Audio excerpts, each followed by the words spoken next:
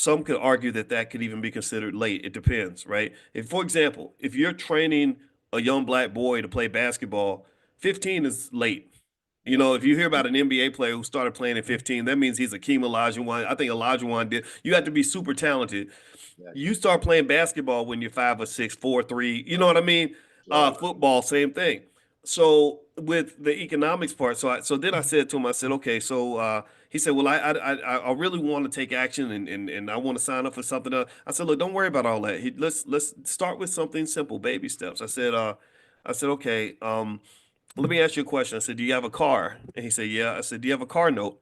He said, yeah. And I said, well, do you mind if I ask how much it is? And he said, $900. And I said, okay. And I said, all right, so um, let me ask you another question. Do you love your kids as much as you love your car?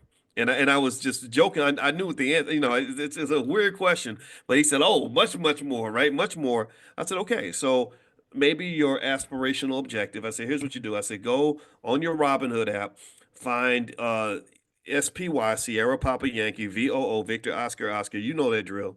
And I said, so your goal at some point, my assignment for you is get to the point where you can put as much money into that account as you put toward the car note because your family's future is more important than the future of the car dealer that you're giving that money to. You're paying him on time every month. You got to pay your family on time, pay yourself on time. Which And I said, here's what's going to happen. I said, after with $900 based on the math, I said, after about 10 years, you're cracking over 100,000.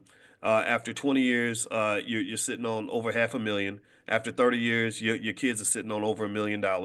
I said, so 10, 15, 20 years from now, 30 years from now, whatever, your kids are all going to be adults. I said, we're going to be old men. We're going to be old and gray and tired. Their lives will kind of just be beginning.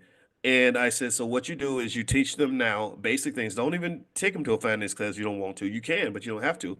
Just teach them to stick together. Teach them to love each other. Teach them the value of family. Their family will, should stick together, work together, build together. I said that way they won't be tempted to just get caught up in the rut of everybody scrambling to go get their own little job. They won't be chasing black jobs. They'll be chasing black wealth. And so they instead of turning away from each other, saying, I got to go to work, they'll turn toward each other and say, let's get to work. Right. And then at that point, they take that, they say, okay, dad left us 1.5 million or whatever, right, over the last 30 years. Let's go ahead and get that business going. And that's how you create financial security for them.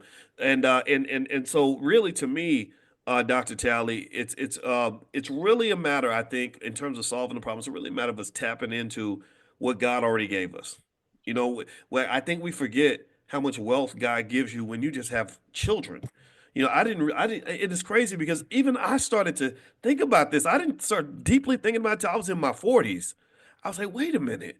You know, they got us thinking that the good job and all that stuff is the goal. No, when you got family and you got like a woman that loves you and somebody you can build with and all that, you are wealthy